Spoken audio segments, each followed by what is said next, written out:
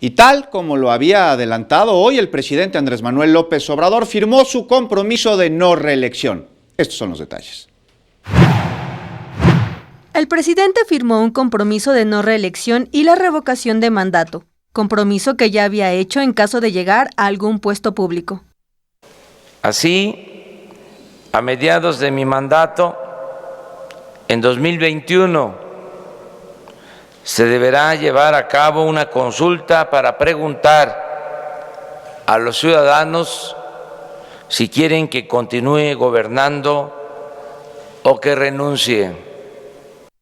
Refrendó sus principios y convicciones democráticas, al resaltar que es maderista y partidario de los principios de sufragio efectivo y no reelección. Confió en que este sexenio consolidará la Cuarta Transformación.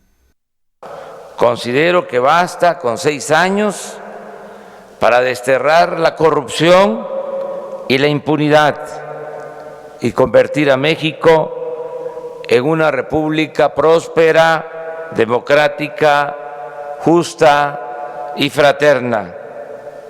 No tengo duda que nos alcanzará el tiempo para consumar entre todos y de manera pacífica la Cuarta Transformación de la vida pública del país.